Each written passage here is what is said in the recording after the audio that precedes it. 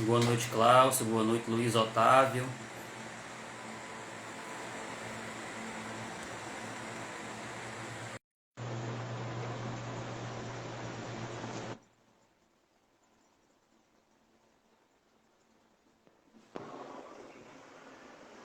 Agora sim, meu amigo. Boa noite. Boa noite, Jailson Júnior. Tudo bem? Tudo ótimo. Estamos aqui para a nossa conversa, né? Finalmente chegou o dia do nosso convidado Diego Mendes Souza.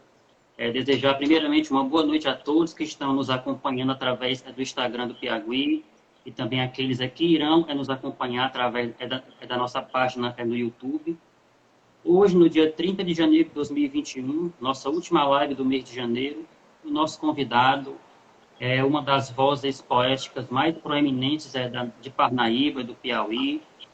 É um poeta em tempo integral, como ele mesmo se intitula, e hoje, basicamente, é o nosso convidado para uma sincera e esclarecedora conversa literária. Boa noite, Diego. Boa noite, Jailson Júnior, meu interlocutor nesta noite. Boa noite aos nossos ouvintes, queridos ouvintes. Diego, eu sempre começo com a provocativa pergunta, que é a pergunta que a gente desenvolve durante toda a nossa conversa. Eu perguntaria a você de forma pretensiosa, porém profética, quem é Diego Mendes Souza? É uma pergunta que me atinge em cheio. Diego Mendes Souza é um poeta, apenas um poeta, com o coração no Senhor Tempo e com o olhar na Senhora Vida, a ser vivido intensamente, até a última palavra, que será a minha consequência, a minha alquimia visionária e o meu alento eterno. Diego que viu o mar e se perdeu em seu barulho do infinito. E isso é Eduardo Galeano, né? Diego que convida o poeta para ver o mar. E convido todos vocês para acompanhar essa noite de deslumbramento sobre a vida de um poeta. Diego é um poeta. Poeta em tempo integral, não é? Diego, você é um poeta ativo e de uma criação literária muito aguçada, muito aflorada, como você mesmo acabou de se dirigir a nós. A poesia você é a poesia e a poesia é você. Você atribui a quê essa essa produção literária, essa poesia pulsante, pungente, viva, que é uma característica sua? Primeiramente, Jailson, eu quero dizer que poesia é vocação. Você tem que ser vocacionado para expressar os seus poemas, né, as suas dicções de mundo. E quero dizer também antes da minha alegria de ser muito bem recebido pela equipe do Jornal Piauí, da minha amada Parnaíba, minha gleba natal. E lembrar um fato curioso, já que estamos aqui para celebrar a poesia. Quando o Mário Quintana festejava os seus 60 anos de idade, a Câmara de Vereadores da capital gaúcha resolveu conceder-lhe ao poeta, resolveu conceder ao poeta o título de cidadão honorário de Porto Alegre. Isto porque o Quintana, da Rua dos Cataventos, nasceu em Alegrete, no Rio Grande do Sul, uma cidadezinha do Rio Grande do Sul. Né? E na sua fala, aí é que vem a questão da sua pergunta, né? Na sua fala de agradecimento, o Mário Quintana disse sagazmente, de uma forma muito metafórica, ele disse assim: antes de ser um poeta, aliás, antes de ser um poeta era um agravante, depois passou a ser uma atenuante. Veja agora que ser poeta é uma credencial. Por isso que eu digo, a poesia é vocação, é ter essa credencial. E na minha interpretação dessas palavras do Quintana, o agravante porque o poeta vive perdido das coisas práticas. Atenuante porque conhece dos sonhos.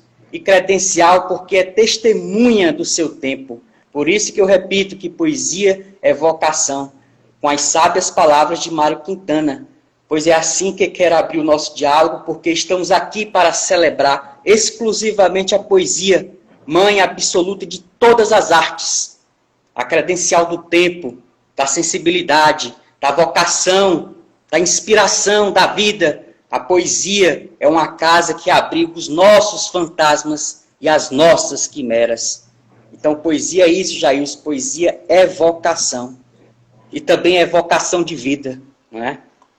Essa grandeza que a gente guarda dentro da gente. Isso é poesia.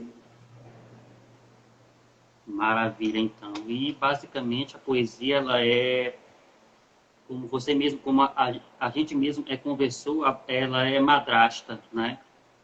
Você tem que amá-la e respeitá-la, porque, infelizmente, é uma vocação, às vezes, doída, mas muito gratificante, com certeza. Jailson, eu tive a sorte, né, minha experiência, né, minha história pessoal, felizmente, ela se confunde com a história da poesia, vamos dizer assim. Né? Minha paixão pela literatura começa em casa, né? Nos espaços, nas paredes da minha casa. E devo isso à minha avó, Maria José Ferreira Souza, que em Parnaíba é uma senhora muito conhecida, muito distinta, elegante, foi uma exímia professora de contabilidade e era auditora da Receita Federal, inclusive foi professora da ESAF, tendo fundado, inclusive, a sede da Receita, né, na Praça da Graça, aqui em Parnaíba. Mas foi em minha casa, né, que eu via minha avó, né, que ainda está entre nós, e ela era amante de Rainer Maria Rilke e de Bilac, e eu via ela muitas vezes no corredor comprido da nossa casa, eu ouvia minha avó declamar Pietà e a Velhice, né? Pietà, que é um poema de Rainer Maria Rilke, e a Velhice, que é um poema de Bilac. E eu agora, relembrando isso, né, eu lembro o eco, ela dizendo assim, minha miséria agora é completa, algo sem nome apoderou-se do meu ser, imóvel, como se fora pedra, o cerne também de pedra, só uma coisa eu sei, cresceste tanto até alcançar a grande dor que meu coração não consegue compreender. Jazes deitado obliquamente no meu colo, e então é impossível de novo te gerar. Agora você imagina, Jair, o seu menino ouvindo minha avó declamar esses versos que eu acabei decorando, né? Não tinha como não decorar, porque ela amava essa passagem do Rilke, que é um poema que está em A Vida de Maria, foi traduzida para o português pela Dora Ferreira da Silva, que era uma grande poeta brasileira, ganhou vários prêmios da Academia Brasileira de Letras, inclusive eu acho que foi a mulher poeta que mais levou prêmios da Academia Brasileira de Letras. E um outro poema que ficou comigo e que eu carrego comigo a vida toda, por isso que isso também eu ouvia da minha avó, que quando eu ia deitar, né, eu dormia juntinho com ela, e aí ela vinha com a velhice de Olavo Bilac, e eu começava, né, depois de ouvi-la tantas vezes falar e declamar esse poema, eu dizia assim, vovó, por que não tem dentes? Por que anda rezando só? E treme como os doentes quando tem febre, vovó? Porque é branco o seu cabelo, porque se apoia a um bordão. Vovó, porque como gelo é tão fria a tua mão. Porque é tão triste o seu rosto, tão trêmula a sua voz. Vovó, qual é o seu desgosto? Porque não ri como nós. Isso é Olavo Bilac em sua grandeza. E aí minha avó, toda noite respondia, né? Ela dizia, meu neto, que és meu encanto, tu acabas de nascer, e eu que tenho vivido tanto, que estou farta de viver. Os anos que vão passando, vão nos matando sem dó. Só tu consegues, falando, dar-me alegria tu só. O teu sorriso, criança, cai sobre os martírios meus, como um clarão de esperança, como uma bênção de Deus. Eu fui altamente abençoado, né? Não é, Jailson? Tendo uma avó que lia poesia, declamava poesia, e não tinha como, seria para mim inescapável me aproximar dessa arte tão profunda que é a arte do verso, é a arte de lapidar a vida através das palavras. Então foi inescapável, né? E aprendi aí com Rilke e Olavo Bilac ao mesmo tempo, duas grandezas da poesia. Eu fiquei até emocionado já isso. Eu imagino, eu também, ali escutando, veio tanta memória na cabeça, e assim, a live já começou assim, emocionante, com lembranças da sua infância, a dona Maria José, que é a sua avó, que é uma das mulheres mais do primeiro escalão daqui de Parnaíba, uma senhora centenária, elegantíssima, que eu já tive a oportunidade de conhecê-la, inclusive, né? E aí, Diego, esse seu contato inicial com a poesia, com a sua avó declamando na hora de dormir, com a sua avó declamando pela casa, isso com certeza, assim, creio eu que sem dúvida foi fundamental para que o pequeno Diego começasse a mergulhar de fato na poesia, primeiro como ouvinte, depois como o escritor que é Criador. hoje.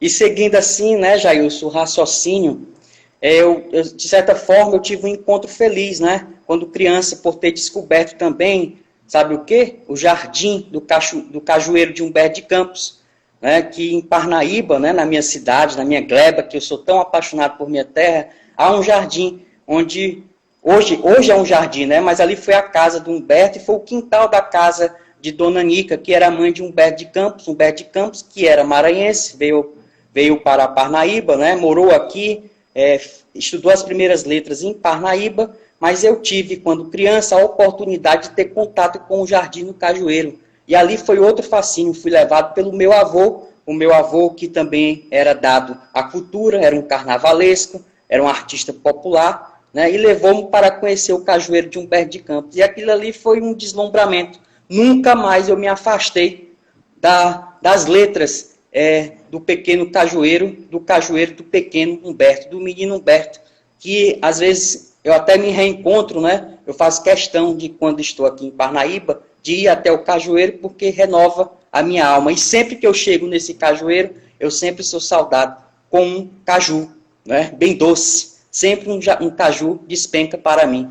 É Humberto dizendo, menino, vem, menino, né? Aqui estou. Então, Cajueiro sempre estou. Então, os meus avós, de certa maneira, me habituaram a amar, né? a ter esse amor pela literatura, pela palavra. Né? E depois daquele dia que eu conheci o Cajueiro de Humberto de Campos, eu me tornei esse compulsivo pelas letras. Né? Esse compulsivo igual ao menino Humberto, que eu até carrego sempre comigo, ó, Humberto de Campos. Esse aqui é um dos livros dele, de crônicas, que eu mais gosto, Sombras que Sofrem. E aqui ele fala em uma crônica sobre os seus mestres, né? Fala de Dona Marocas Lima, fala da Sinhá Raposo, acho que era Sinhá Raposo o nome dela, a primeira pessoa a ensinar Humberto as letras, né? E me apaixonei, foi um fascínio. E também, só acrescentando já isso, eu também tive a oportunidade de levar nesse cajueiro, até o Cajueiro de Humberto de Campos, uma outra grande figura brasileira, um grande poeta, nascido no Acre, mas que viveu no Amazonas, viveu no Ceará, escreveu o hino do estado do Amazonas, que é o poeta Jorge Tufi.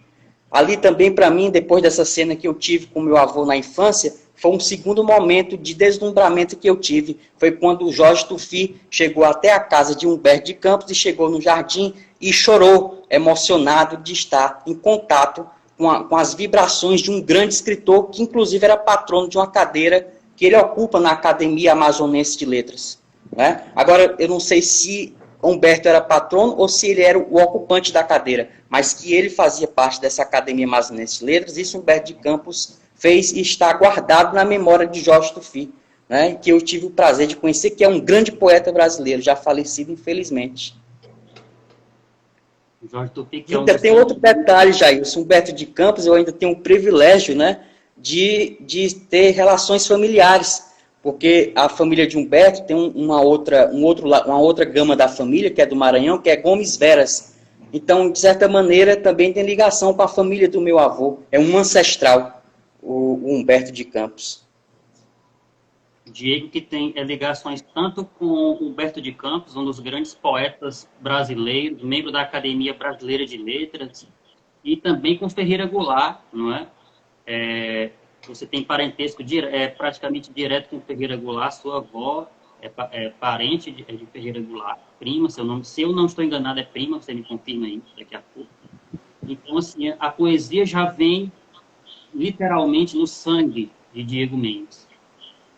A Ferreira Goulart foi outra descoberta na minha vida, né? E acabou sendo uma grande paixão. E Ferreira Goulart também é de dentro da minha casa, né? Além de ser um parente, né, bem próximo, é também um fascínio na minha vida. Eu amo Ferreira Goulart, tenho aqui sempre, anda sempre comigo o Ferreira Goulart, né? E o Ferreira Goulart tem o poema Sujo, e esse poema sujo que eu li no começo da minha infância causou extrema sensações de beleza e de encantamento. E ele tem um trecho nesse poema sujo em que ele diz assim: lá vai o trem com o menino, lá vai a vida a rodar, lá vai ciranda e destino, cidade e noite a girar, lá vai o trem sem destino, pro dia novo encontrar, correndo vai pela terra, vai pela serra, vai pelo mar, correndo entre as estrelas a voar. Quer dizer, é muita beleza, né? É um conjunto de beleza. Isso é Ferreira Goulart.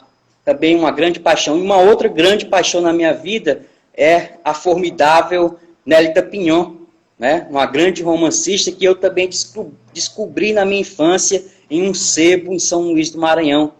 O primeiro livro que chegou até a mim foi A Casa da Paixão. Eu também tenho ele aqui, ó, o primeiro contato que eu tive com a escritora Nélida Pinhon. Esse livro é de 1992, publicado pela Record, né? E aqui eu descobri, em 1997, esse livro em um sebo, e trouxe a paixão que eu tenho até hoje pela escritora Nélida Pinhon, né, com quem aprendi a alta literatura, vamos dizer assim, porque também causou deslumbramento em minha vida. Então, A Casa da Paixão eu sempre carrego comigo.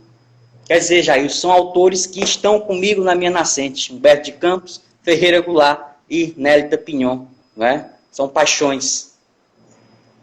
E quem não tem as primeiras paixões, não é? As primeiras paixões, elas são inconsequentes. Elas vão com a gente para o resto da vida. Com certeza. E no ano de 2005, então, o nosso poeta Diego já tinha 16 anos de idade e lançou a sua obra de estreia chamada Divagações. Primeiros poemas de Diego Mendes reunidos em uma obra chamada Divagações. Inclusive, a própria capa do livro ela é feita também pelo Diego.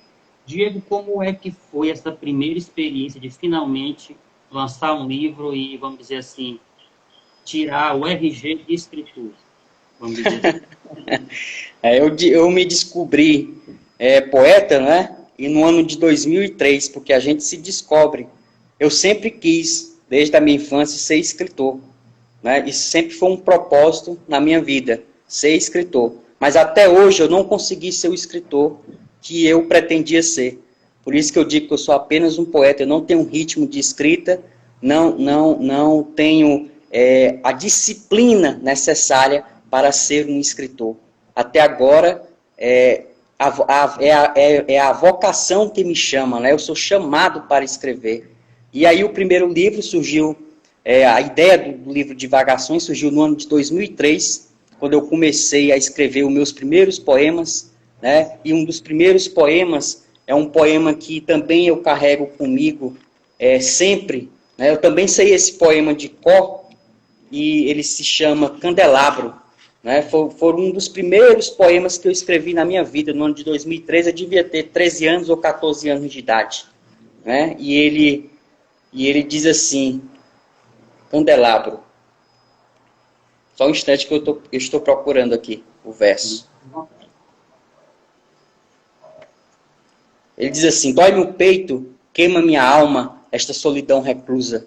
Não por querer viver nesta orla névoa, albicante como meu rosto. Se por medo da morte, se por medo da perda desta vida sob velas, uma noite não serei solidão, quando o candelabro for sereno ao apagar-se. Quer dizer, eu já estava com todas as iluminações, né, Jailson? E eu sempre preservei, sempre fui atrás de cultura, né? Porque um escritor tem que ter em sua engrenagem, tem que ter cultura, né? Tem que estudar línguas, tem que conhecer outros idiomas para poder evoluir as suas imagens e as suas ideias. Então, de certa maneira, eu me fiz escritor com bagagem, né? Com bagagem cultural. Foi a minha primeira preocupação, inclusive minha primeira preocupação foi ler dicionários.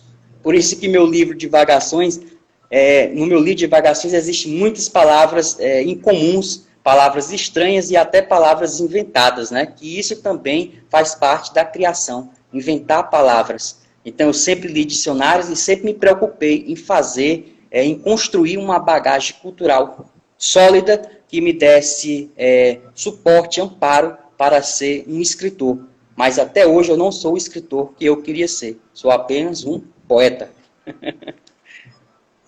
Uma coisa interessante é que você falou, a questão é do aprendizado de línguas.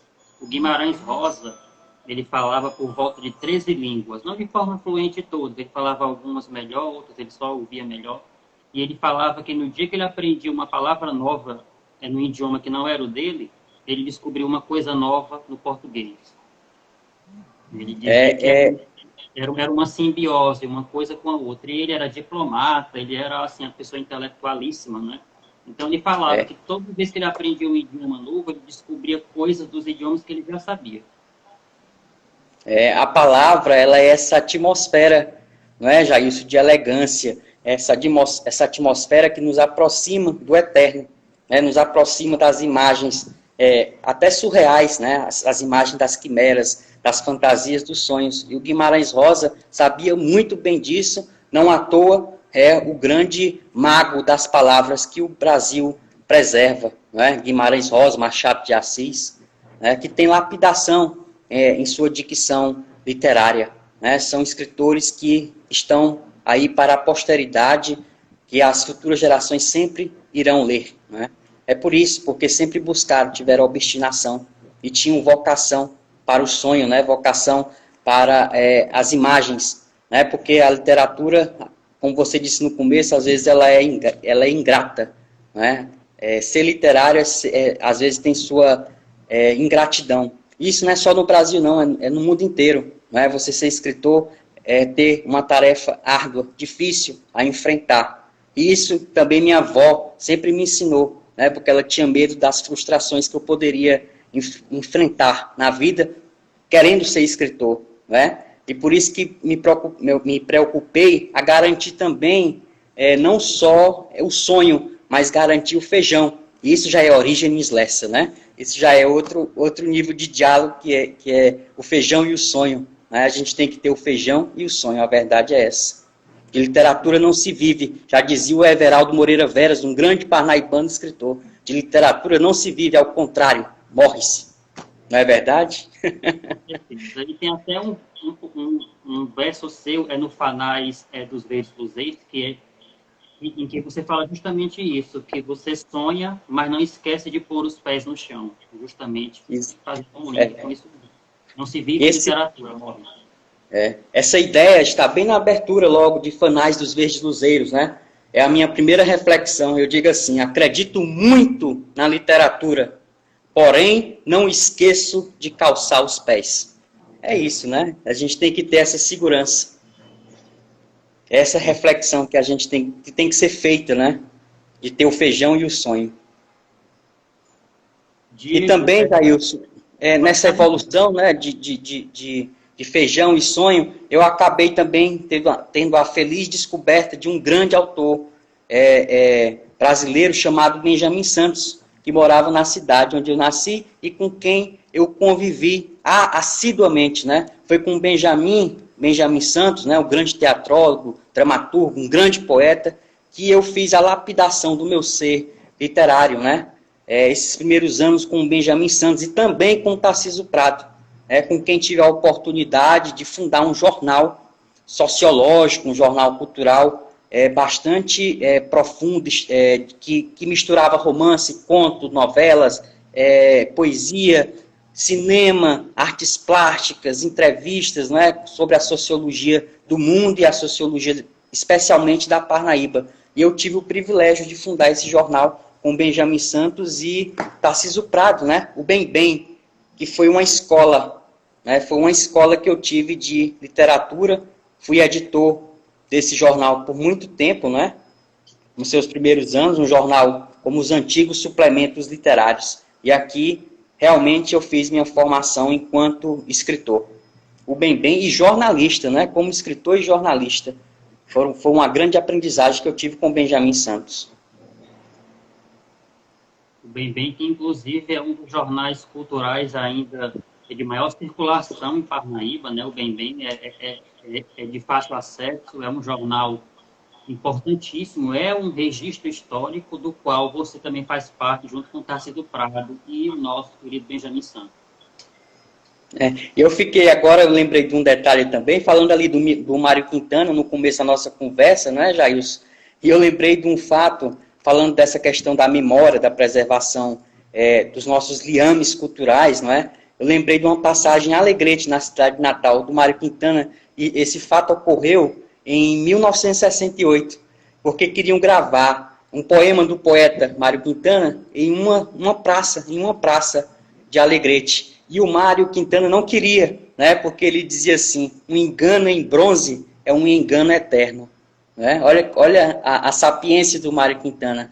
Mas a preservação, que eu quero dizer com isso, é que devemos sim preservar tudo o que é cultural, preservar a memória, né? Porque esse engano meio irônico que o Quintana se refere, né, esse engano em bronze, é um engano eterno, mas não é não. Né? A gente tem que preservar o que é nosso, a gente tem que ter amor ao que é da gente. Né? Por isso que eu amo a minha terra, por isso que eu transcrevo e transmuto a minha terra Parnaíba em Altaíba, né, em imagens super poderosas que possam ficar além tempo. Né? Por isso que a gente tem que gravar isso em bronze, né, para ser eterno.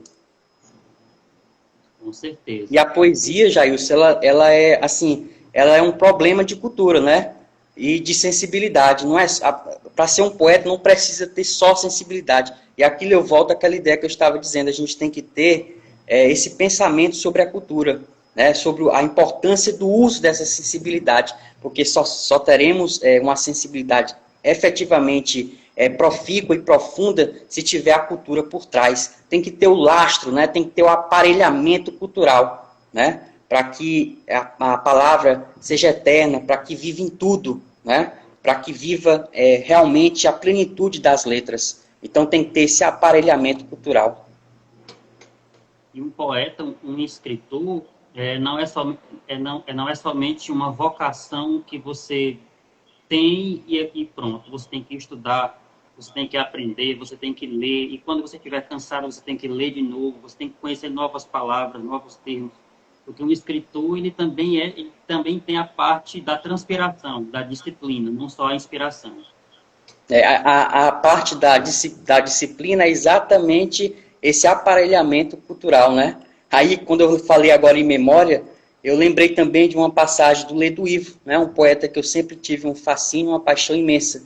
Ele dizia assim, na tarde de domingo, volta ao cemitério velho de Maceió, onde os meus mortos jamais terminam de morrer. Olha só, isso é o aparelhamento da memória, né? O aparelhamento da cultura. É os mortos que jamais terminam de morrer. É sempre pensar na posteridade, sempre pensar no futuro. Né? É isso que esses versos, né, iluminados do Ledo Ivo querem dizer. Na tarde de domingo volto ao cemitério velho de Maceió, onde os meus mortos jamais terminam de morrer. É fascinante. O poder que a poesia tem é de fazer com que certas coisas e pessoas nunca morram, né? E também, isso também, Jailson, é o sentido, né, de ser membro de uma academia. Por exemplo, eu sou muito feliz por ser membro da Academia Parnaibana de Letras, membro de uma academia de letras em minha terra, né? Porque ser membro de uma academia nada mais é do que ser póstero, né? É ser um ser vindouro para as próximas gerações. Como hoje sou porta-voz da minha geração e das muitas outras anteriores, né? Esse é o sentido de memória, é o sentido de preservar a historiografia e a sociologia nos tempos, né? De um lugar, de uma ambientação, de uma ambiência. Né? Cada poeta tem a sua mitologia ou mitografia, né? E é isso que fica registrado no tempo. Né? É isso que as academias fazem. Né? Por isso que eu sou muito feliz em ser membro da Academia Parnaibana de Letras. Vamos já falar da sua eleição no ano passado. Antes, eu gostaria de fazer a seguinte indagação. Os seus textos, eles possuem uma metafórica cirúrgica, densa e até mesmo exigente do próprio leitor. Né?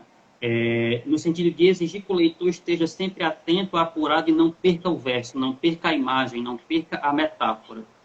E eu lhe pergunto uma coisa que eu sempre gosto de perguntar aos poetas com quem eu converso e pergunto: como prender o leitor em um poema? Ah, isso é o grande mistério da arte, não é? Porque o poema, ele vai prender ao leitor através da sensibilidade, através da comoção. Quem sabe comover, sabe prender um leitor. Né? E a poesia é feita para isso, ela é feita para a comoção. Né? Ela é feita para ampliar as nossas angústias existenciais, as nossas visões de mundo, os nossos fantasmas, as nossas experiências, né? De certa forma, um poeta só atinge um leitor se ele lhe tocar profundamente. Isso é questão de identidade, né? De origem. É muito originário, é muito pessoal. Existem grandes poetas que não conseguem tocar grandes leitores, né? Vamos dizer assim. E existe poetas menores que conseguem conquistar um grande leitor. Isso é muito variável, né? Depende da origem, né? O fundamental é saber comover, é usar a palavra certa que atinja o coração do leitor. Né? Poesia é essa sensibilidade, essa expressão, né, de tudo o que guardamos dentro da gente, tudo que está no porão da nossa casa. Por isso que eu escrevi um livro chamado Tinteiros da Casa e do Coração Desertos, que se refere exatamente a isso, né, que você está mencionando aí. De levar até o leitor, de emocionar o leitor. Né? É isso que eu quero expressar. Esse título já é um próprio poema, né? Tinteiros da Casa, ou seja, da alma, né? E do coração desertos. Né? Se a gente não tiver essa alma, eu sempre costumo dizer que a gente tem que ter a alma arranhada, porque se a alma não tiver arranhada, a gente não consegue criar. Né? A gente tem que ter, e isso aí, a prova disso são as experiências de Van Gogh, são as experiências de Pasolini, são as experiências de Gauguin, não é? São as experiências desses grandes artistas, não só na literatura, com Rilke, com Traque, com Garcia Lorca, né? Mas com as artes de forma geral, Pasolini no cinema, Van Gogh e Gauguin, que eu referi aqui, que eu tenho uma verdadeira paixão por esses artistas, que são, né, os liames culturais mais expressivos, né, e eles conseguem comover, né, eles têm essa casa, mas o que eu estava dizendo é que eles têm essa casa da alma arranhada, tem que ter os arranhões, senão a literatura não flui, né, não leva a sua beleza, não dialoga com o tempo, não dialoga com a imensidão do tempo, né, não dialoga até com Deus, né, a gente tem que ter essa visão do eterno, ter a assombração, a ranhura e a assombração. As assombrações, que são os espantos, que são as evocações que a gente vai ampliando com a vivência, com a ambiência de vida. E como diria Tom Jobim, o poeta só é grande se sofrer, não é? E não só sofrimento físico mesmo, não só o autoflagelamento, mas também as experiências sensoriais, as experiências psicológicas, imagéticas, emocionais, que vão talhando a personalidade que o poeta leva para o poema. Né? Inclusive, você falou uma palavra que eu acho linda, que é calhar. Não é? Se a gente não calhar a sofreguidão da vida, se a gente não calhar o que a gente vive, a gente não consegue expressar, não é, de forma bela, em palavras, em imagens, a gente não consegue, até em metáforas, né, expressar a beleza da vida, a beleza do tempo, a beleza de tudo, né? Inclusive, tem um poema chamado, nesse livro, né, Tinteiros da Casa e do Coração Desertos, que fala exatamente sobre isso, sobre procurar os enigmas, né? Porque a poesia tem os seus enigmas, tem os seus signos, os seus símbolos, né? E eu digo assim, parei o tempo, ele não parou por mim, tão de repente, tão leve sono no imponderável. Nem poderia paralisar-se, porque fiquei no tempo como um carrossel ilhado, querendo não passar, querendo não acabar no enigma do sonho inviolável. O tempo não parou para mim, ele não aparou os seus fantasmas na vivenda dos mistérios sempre em oferenda. Procurador do seu destino miserável, o tempo enterrou-se em mim. Esse poema expressa tudo que eu estava aqui me referindo, né, sobre Casa da Alma Arranhada. sobre beleza, sobre mansidão. É procurar os enigmas dentro da gente. Falando justamente disso, Diego, eu gostaria de lhe perguntar.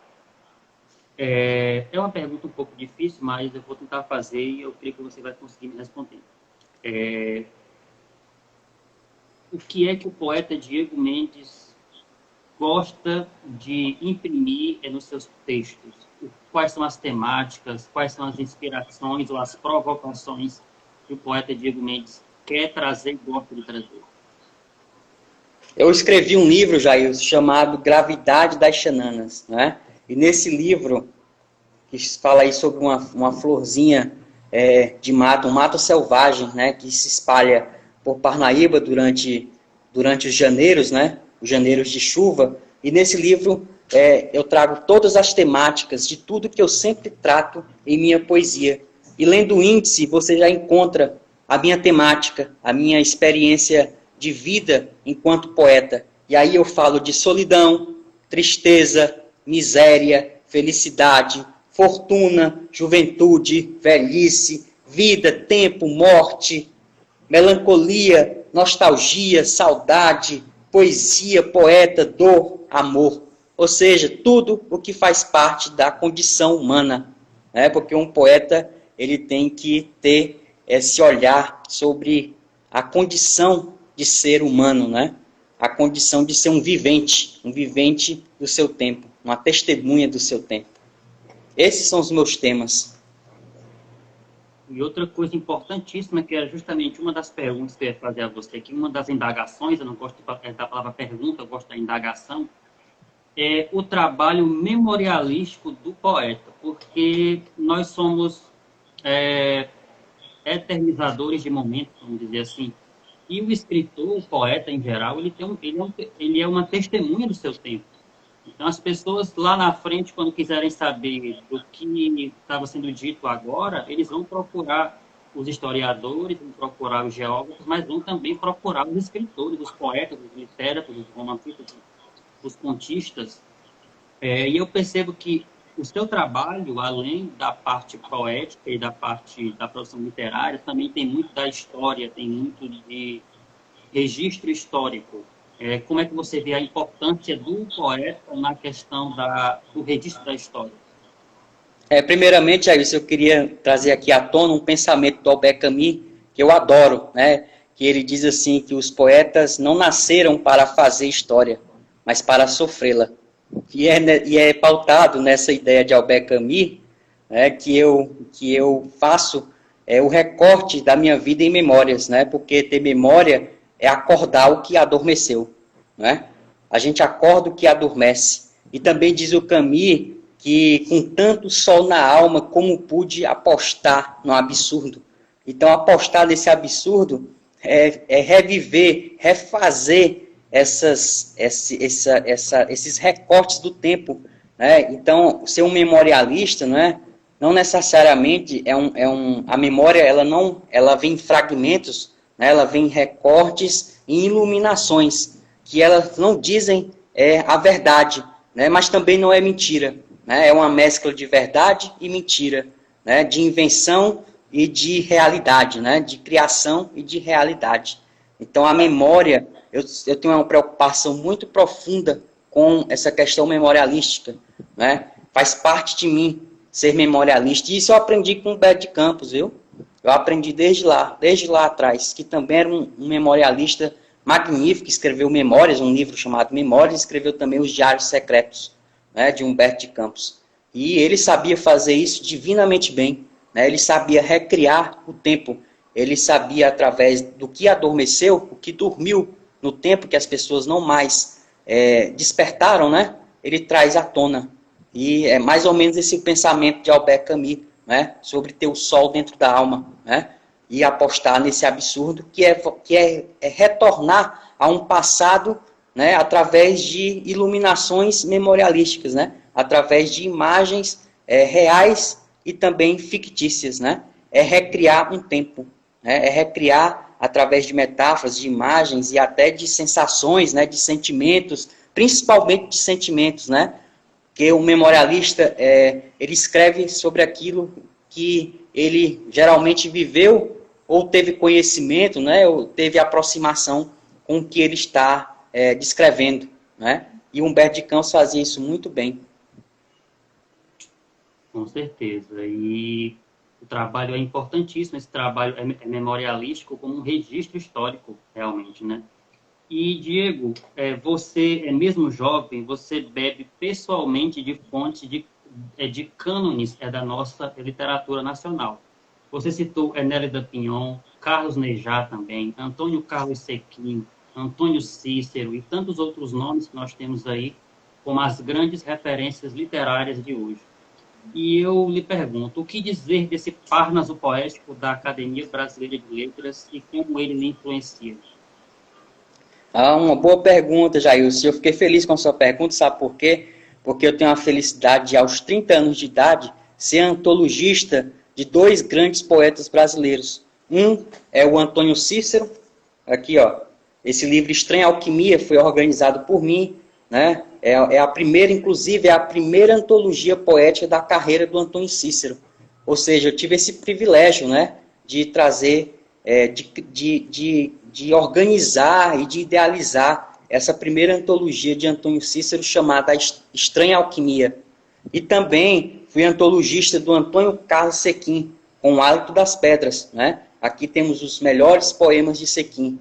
E eu tive a oportunidade de, aos 30 anos, cuidar, né, ter o zelo, ser curador dessas duas lindas obras. E também tem uma aproximação forte com o Carlos Nejá, que é meu irmão, né, uma pessoa altamente sensível, inteligentíssimo, respeitadíssimo pelo Brasil inteiro, inclusive é um poeta, é um cânone, né, é um gênio da literatura brasileira, está no mesmo nível aí de um Guimarães Rosa, né, de um Machado de Assis, realmente é um criador fascinante, extraordinário o Carlos Nejá. E também, então, tive essa felicidade, essa alegria, esse privilégio de estar cercado desse tipo de gente, né? Gente de alto nível intelectual, né? O que me engrandece bastante e me enche de alegria, né? De realizar, de ter essas realizações já em tenra idade. E, Diego, que você tem um currículo, assim, de certa forma, até mesmo invejável por muitos escritores, porque você tem 30 anos de idade e já tem 10 livros publicados, já tem mais de 30 participações em antologias, participações das mais diversas no site Domingo com Poesia, por exemplo. Você também, que é um profissional do direito, assim como eu também um dia estou quase chegando lá também. E outra coisa que eu ia lhe perguntar era justamente a relação do direito com a literatura, porque são coisas que, se você souber dosar, elas se complementam de uma forma assim quase que simbiótica. Como é que é a sua relação do direito e a literatura e a poesia? O direito e a literatura, eles estão casados, né? Os dois só operam com a palavra, tanto o direito, né, com a criação de leis, quanto a literatura, com a criação, com a fantasia. Então, são encontros, né, que, de certa forma, sempre andam juntos, porque trabalham a palavra, operam com a palavra, o direito e a literatura. Às vezes são até indissociáveis, né? Eles realmente... Aí a prova disso está Evandro Lins e Silva, está Rui Barbosa, né, que tem esse caminhar pelo direito e pela literatura. Evandro Lins e Silva, que é parnaibano, né, nasceu em Parnaíba, foi membro da Academia Brasileira de Letras, é ministro do Supremo Tribunal Federal, ministro também. Então, assim, personagens importantíssimos que souberam casar o direito e a literatura. Com a literatura. Exatamente, Jailson. E eu também tive o privilégio, né, de fazer parte de uma coleção intitulada 50 Poemas Escolhidos pelo Autor. Esse volume aqui, ele é o número 53, saiu em 2010, há 11 anos, né? E aqui também fazem parte grandes escritores, como o Ledo Ivo, né, que foi meu amigo, um poeta que eu tinha extremo, aliás, que eu tenho uma paixão imensa pelo Ledo Ivo, inclusive escreveu o prefácio de um livro meu chamado Fogo de Alabastro, né? Aqui tem um texto do Ledo Ivo, muito significativo na minha vida, e eu faço parte dessa coleção 50 Poemas Escolhidos pelo Autor, né? Juntamente com o Ledo Ivo e com dois outros grandes piauienses, né, que é o Francisco Miguel de Moura, o Chico Miguel de Moura, e o Álvaro Pacheco, que foi senador da República, um homem muito influente, era dono da Arte Nova, uma editora que publicou grandes escritores nacionais, inclusive publicou Água Viva, de Clarice Lispector, né, em primeira edição, e publicou o João Baldo Ribeiro, quando João Baldo Ribeiro ainda não era ninguém, né, ainda era um escritor principiante. Depois seria o imortal da Academia Brasileira de Letras, inclusive, quando concorreu para entrar na academia, ele concorreu com Álvaro Pacheco, e Álvaro Pacheco perdeu para João Baldo Ribeiro, né? Perdeu a vaga para João Baldo Ribeiro, que ele, de certa forma, deu o primeiro passo nessa caminhada literária. Mas isso porque João Baldo realmente era um gênio do romance, né? Um gênio da literatura brasileira. Inconfundível. E justamente com essa influência, Diego, eu lhe pergunto, como é que a literatura piauiense, com esses grandes nomes como Francisco Miguel de Moura, Assis Brasil, Mário Faustino, como é que a literatura piauiense, a literatura do seu estado e da sua cidade, elas voltam até você?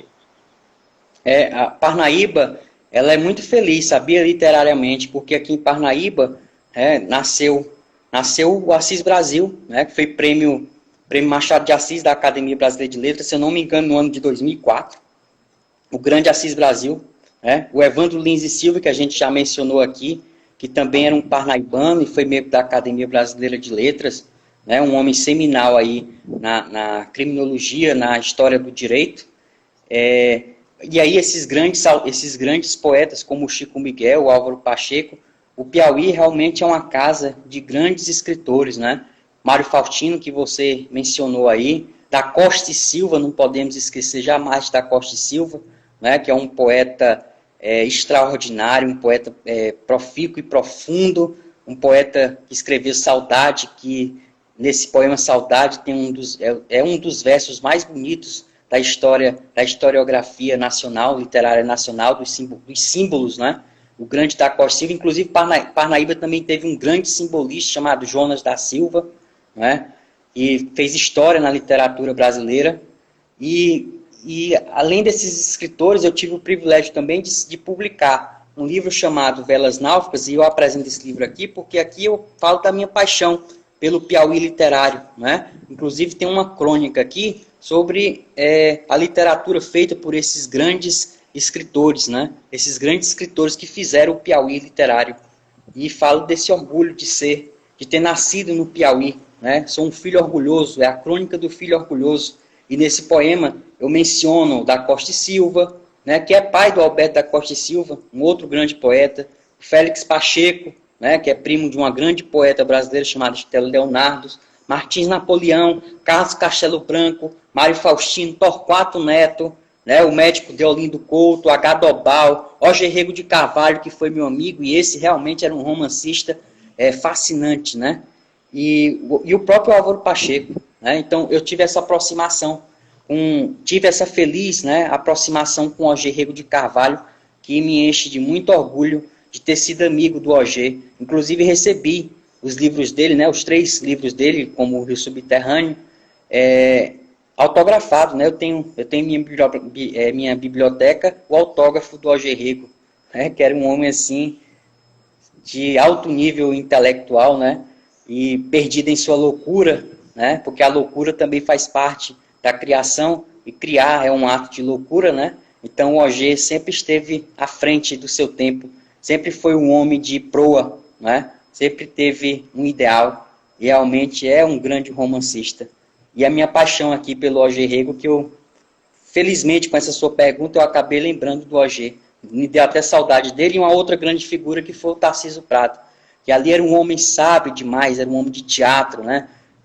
Foi diretor do Teatro 4 de Setembro em Teresina, mas era um homem dado às artes, à música, né, à literatura. Inclusive, o primeiro presente que eu ganhei do Tarcísio Prado, né, quando nós nos conhecemos, foi um livro do Mário Quintana, que ele era fascinado pelo Mário Quintana. Então, assim, eu aprendi muito com o Tarcísio. Então, são pessoas singulares, né, que fazem, que lapidam o nosso caráter. e sempre mergulhado na poesia desde criança, nascido em uma cidade e um estado proficuamente poéticos, como é o nosso estado do Piauí. E mais uma vez, Diego, o seu currículo ele é assim vasto e invejável, porque você tem 10 livros publicados, é membro de várias academias, academias de letras do Brasil, é membro da Academia Brasileira de Direito, é membro correspondente da Academia Carioca de Letras, e eu creio que o seu grande triunfo, que foi, como você mesmo falou agora há pouco, foi a sua eleição para a Academia Parnaibana de Letras. E a pergunta que eu lhe faço é justamente baseada em uma frase que você postou junto com a sua foto com o seu manto de posse. É uma frase que eu nunca esqueci. Diego, Sei qual é. como é que é ser rei em sua própria terra? Olha, é difícil ser profeta em sua terra, hein, Jailson? Isso não é pouca coisa, não. É muito difícil, isso é bíblico, né? É muito difícil você ser profeta em sua terra. Então, quando eu fui recebido na Academia Parnaibana de Letras, e sucedendo uma grande expressão nacional, que era o parnaibano, né, o ministro João Paulo do Reis Veloso, então, para mim, isso foi, assim, algo extraordinário de fato, né? E um reconhecimento da minha casa literária, né, um reconhecimento da minha terra. Por isso que eu disse que eu passei a ser, né, eu me sentia rei agora em Parnaíba, porque tive esse reconhecimento, esse prestígio, né? Não é fácil, não, ser profeta em sua terra. Com certeza. Eu lembro que na sua posse o discurso foi feito pelo meu professor Roberto Cajubá também, muito emocionado. E o seu discurso de posse também foi um discurso assim altamente poético, profético, metafórico e assim as pessoas até hoje comentam a profundidade e o volume de ideias que o seu discurso de posse causou nas pessoas. Até hoje é uma coisa assim, foi assim, uma lembrança muito forte o discurso de posse especificamente. E, Diego, a gente está se encaminhando para o final, ainda temos 7 minutos para conversar, para dialogar. A nossa conversa está, assim, pulsante, emocionante, desde o começo até agora, tá? E eu lhe pergunto, o que o poeta Diego Mendes tem preparado para o futuro? Obras em formação, obras prontas, o que o futuro nos reserva dentro da poética de Diego Mendes Souza? Ah, Jailson, eu sou um sonhador, né?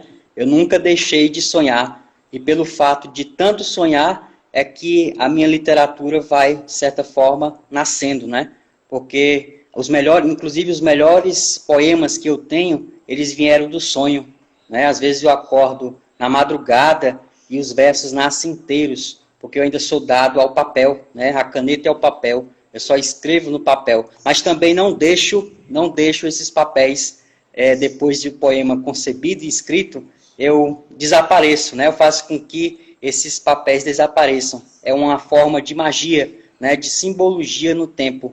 E eu estou sempre assim, sonhando. Eu não tenho grandes projetos literários, né? Porque a coisa vai nascendo à medida que o tempo vai passando. Né? Mas eu tenho já livros prontos, né?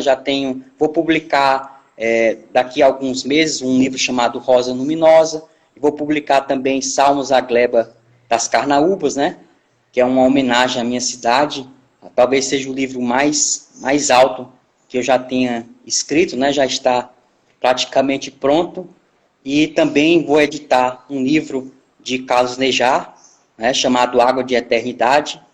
E também uma segunda edição de A Casa da Paixão, da Nélia de Pinhon. Esses são as planificações literárias que eu tenho em mente para os próximos meses, né? Que o futuro, a Deus pertence o futuro, né? A gente não sabe nem se vai acordar no dia seguinte. Ainda mais um período desse de pandemia, né? De uma loucura existencial e que nos provoca ardentemente, né? De um tempo de incerteza, porque tudo é incerto. De repente parece que o tempo parou, né? Aí eu volto àquela ideia que eu estava dizendo, o tempo não parou para mim, mas o tempo agora parou com essa pandemia. Então a gente não pode ter grandes projetos, né, para o futuro.